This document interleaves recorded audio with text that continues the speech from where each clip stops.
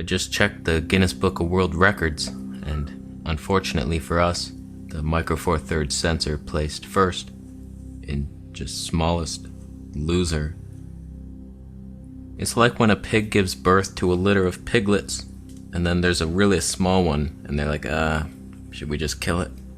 It's not gonna amount to much.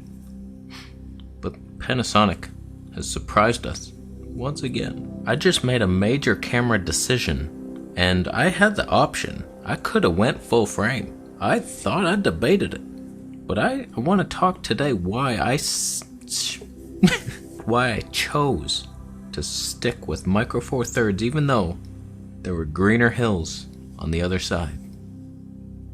All I want is the perfect camera. All I want is the perfect camera. So before we get started, I was just on Tog Life with Matt Granger. We had a fun show, so go check it out if you haven't seen it already. Links are down below. Go subscribe to Matt Granger.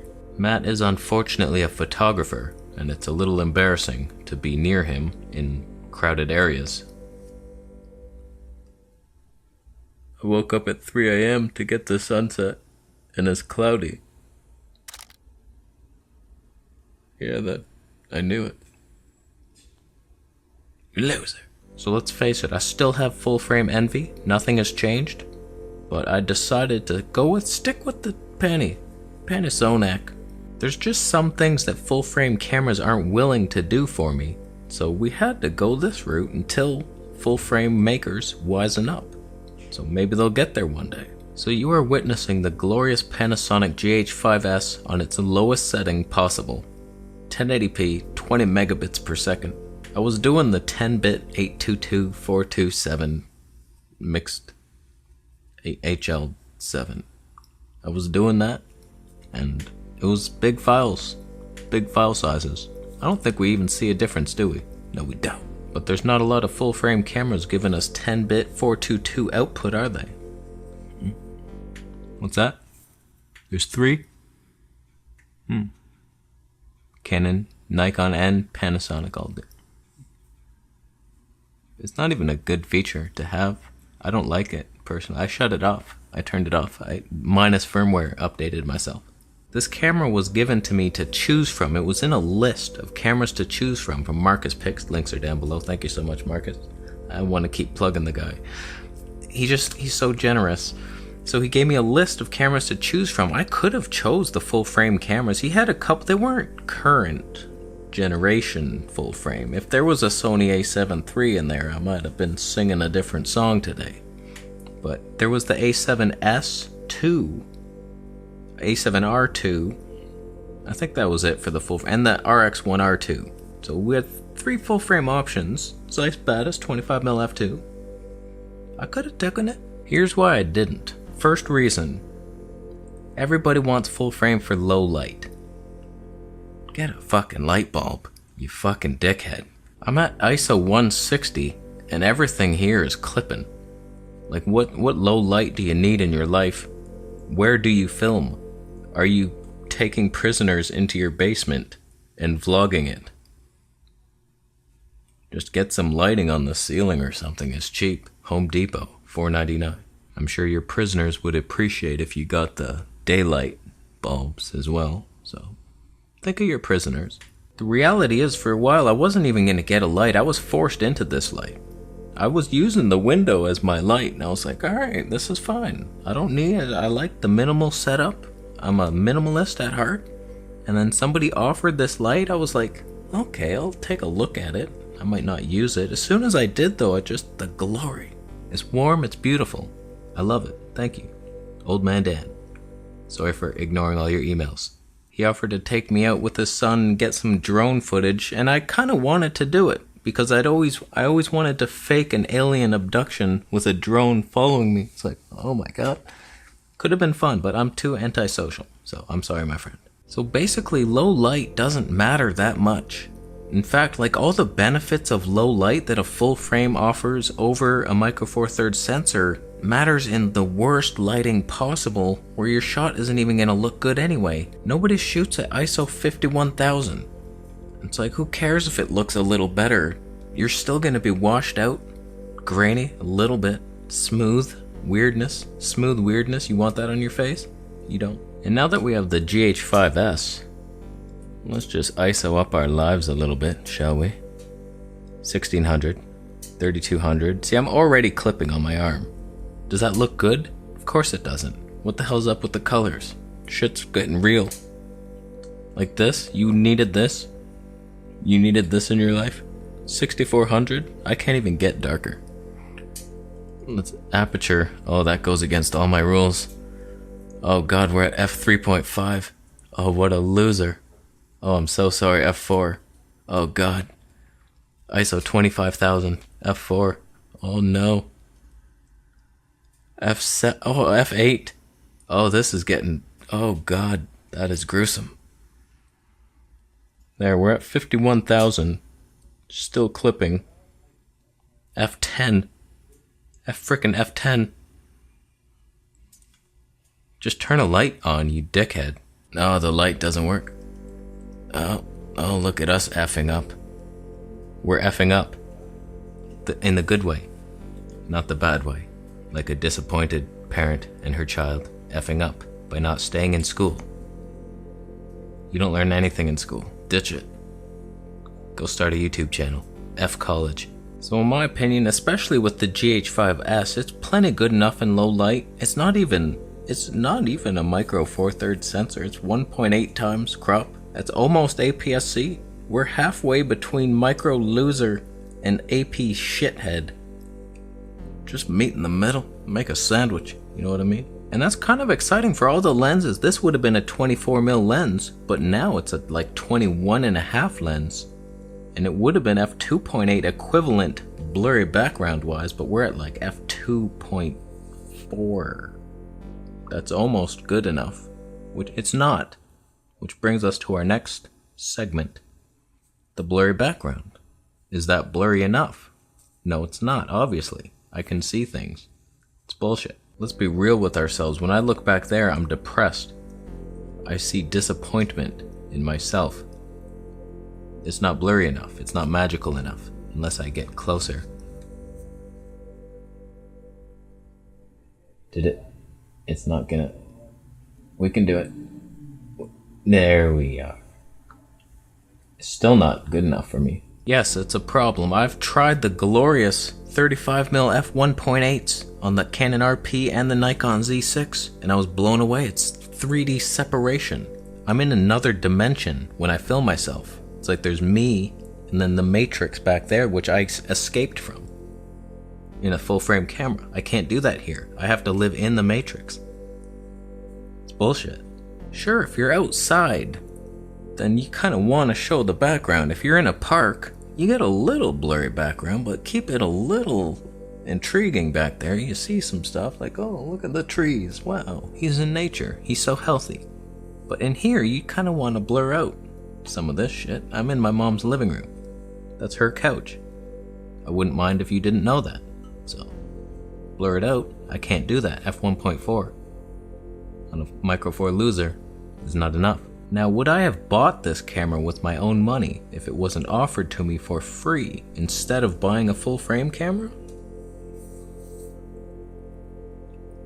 I was debating it. I looked, but it was too pricey for me. I would not spend that much on what it's like $3,000 Canadian plus tax. And our tax is a killer. It's like 13% more. You lucky sons of bitches in New York, you get to see a price and just pay that price and no tax. You kidding me? The reality is though, I'm very happy to have this. This is more exciting than any current camera right now, 100%. Because it has the slow motion, 240 frames per second. That's ridiculous. I can have so much fun with that, and I will, I promise you. For this particular video, would I rather have the Canon EOS RP? Kind of, yeah. With the 35mm f1.8, I would look better on it. The background would be blurrier. The colors might be nicer. That's about it. The battery wouldn't last as long. That battery's been flashing for half an hour. It ain't going anywhere. Canon doesn't have slow motion. They cripple too many things. It's too irritating. I don't want to reward them for it. I reward Panasonic by accepting their free gifts. Consider yourself rewarded, Panasonic. I accepted free things from you. That makes me a fan.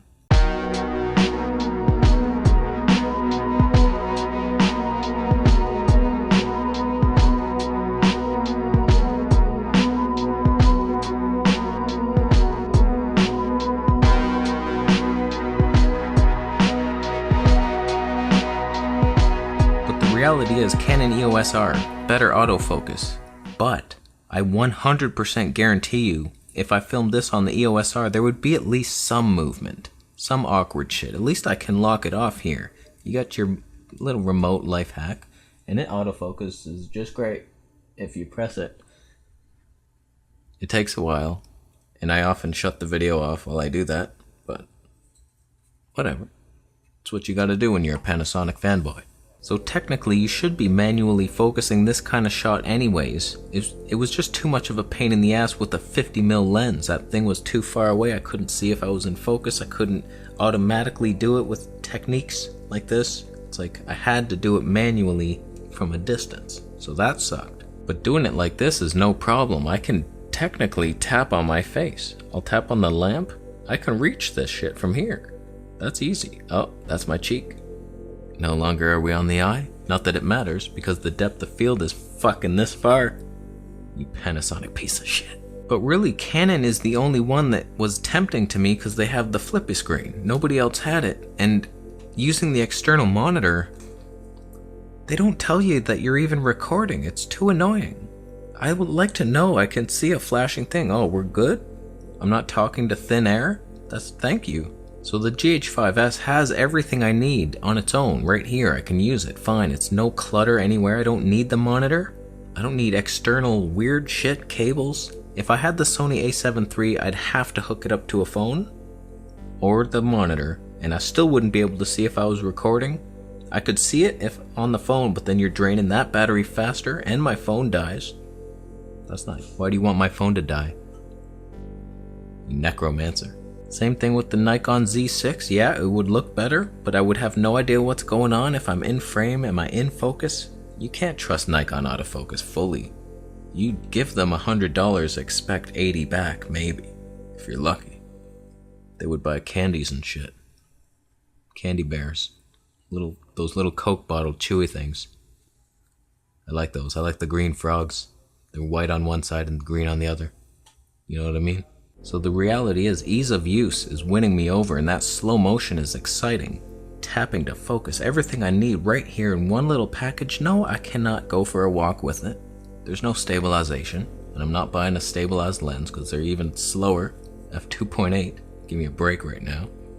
So that's the one flaw, but... Oh, he's out of the shot.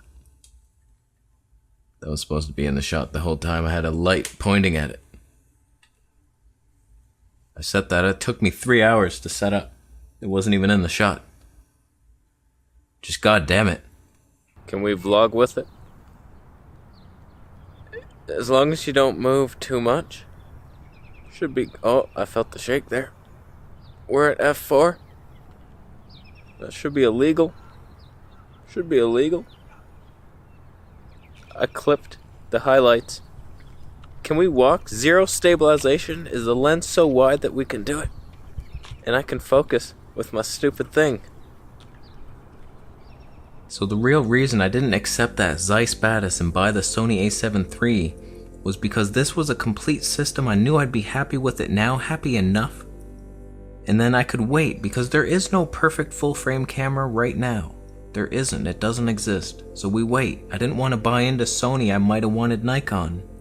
I might have wanted Canon. I couldn't decide right now. None of them are perfect. So we just go with this. I love it. I'm having fun. Slow motion. Easy focus. Decent Leica glass. Can anything compete with Leica? I don't think they can. So it's not always the biggest kid in the yard that wins the battle. It's the smart one that studies, and he knows the battlefield. He knows how to take advantages of his strengths and his weaknesses. He targets the weaknesses of his opponents because he's smart. He doesn't have the biggest sensor. Sure, humans don't have sensors. Maybe in the future, when we start making alien hybrid cyborg beings, why wouldn't they have a sensor? They would. So, I lost the plot. So what do you think? Is Panasonic glorious enough to hold a place in your heart? Or does it have to be full frame? Because I ain't gonna lie to you, I want a f1.2 on full frame. And we can't get that. We can't get that here. It's sad. I think the best glass for this setup that I have right now might be that Olympus 17mm f1.2. We'd be slightly blurrier in the background. It would compress my face slightly more so I would be less distorty like an elf who gave birth to himself. Oh no, the battery's flashing. I'm gonna leave now. Thank you so much for watching the video. Thanks for buying a Camera Conspiracies t-shirt. Subscribe for more videos and I'll see you in the next one.